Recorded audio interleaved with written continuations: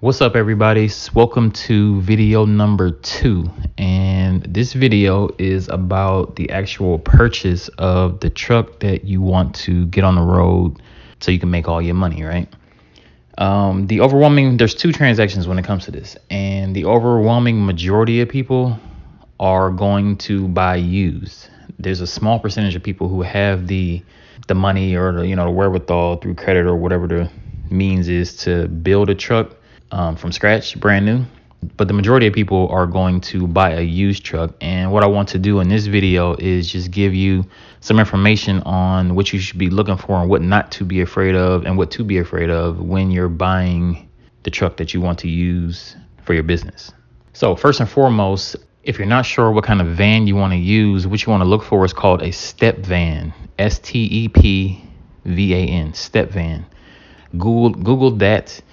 And there are resellers who sell these vans there's a bunch of different resellers. I'm not sure what part of the country or what part of the world you're in, but you should be able to find one somewhere close, hopefully. The overwhelming majority of people use step vans. They're bigger, they're more sturdy, they're put together for delivery. You see UPS, FedEx, all those kind of companies using these kind of vans because they're built for high mileage.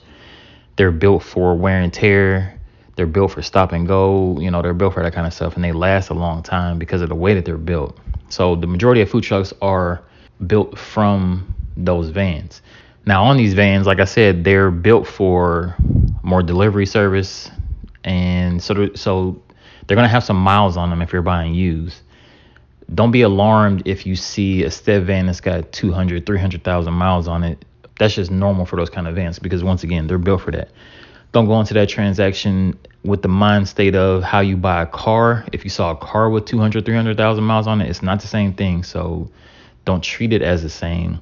We all know that you don't want to buy a car, or at least you don't want to spend a lot of money on a car that's got 200,000 miles on it. These vans, you can still pay a decent amount of money for a van that has those kind of miles on it because, once again, they're made for that. They can last a lot longer. I've seen the van have 700,000 miles on it before. So, of course, you want the van with the least amount of miles, with the least amount of wear and tear. When you're looking at it, look at the body. The real thing you need to be paying attention to is the damage to the vehicle, if any. You don't want to buy something that's got a bunch of dents in it and rust and that's just beat up from whatever it was being used for before you got it, because those things don't heal. You know what I mean? Rust doesn't just magically disappear. It's going to be hard for you if it's got a bunch of dents in it and stuff. It's going to be hard for you to wrap it because that wrap can't lay smoothly. So as best you can, try to find something that's not too beat up. They're out there. You just might have to look. You might have to do a little digging and see a few of them. They're out there. But try to stay away from that just because it's gonna hurt the process when you decide to put your branding on your truck so people know who you are. It's going to be hard for that person to do that. As best you can, try to stay away from those that are too beat up, but don't be too alarmed if you run into a truck that's got some miles on it. Once again, they're made for that. They're built for that.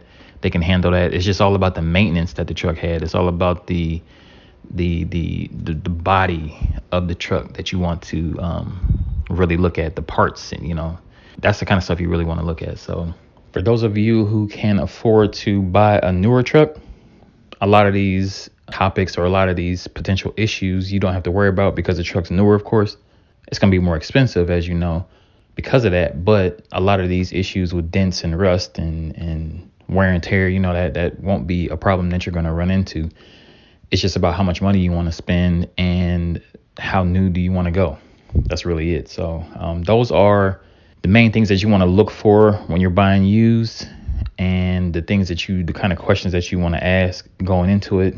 Everybody's different. There's no uniform way to do this. Everybody's scenario is different. No truck is the same, but you can go into it with a checklist, if you will, of here's what I'm looking for. Here's what it needs to have. Here's what this, that, and all the other stuff like that. So here's the most important part of what I will say about this, and this is really super, super, super important, and it's critical to what you're going to be doing because it's basically the reliability of everything is to, with every With every dollar you can get, with as much as you can, invest in the best possible truck that you can find. If you already have something like a pickup truck, or like, let's say like a Ford F-150 or a Silverado or something like that, you can look into getting a trailer. That's another option.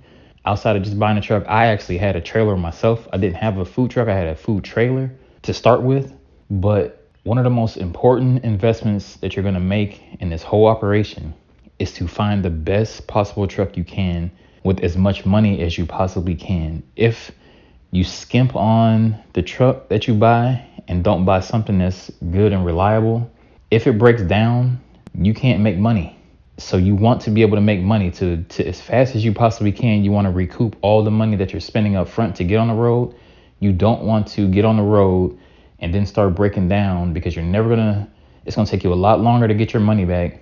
You're going to start to get discouraged. Your momentum is going to go in the opposite direction, and that's not what you want. As much as I'm repeating again, as much as you possibly can, spend as much as you possibly can on the truck. It's super, super important. I know that may seem overwhelming in the beginning, but you will thank yourself later if you do that. All right, guys, so I think you got the point on this one. The next video, we're going to talk about the floor plan. The order of these videos, I'm not sure when you're tapping into this channel, but the order of these videos is important because it's building your momentum to go in the right direction, piece by piece by piece by piece, to get to your end result, which is your launch day. So we initially talked about what the first thing you need to be thinking about when you're deciding what your concept's going to be. This video was about the actual truck that you're going to use for your concept. The next video is the floor plan, so you can run your operation in that food truck. Okay, so I'll see you on the next one. I appreciate you guys listening here, and let's keep it going.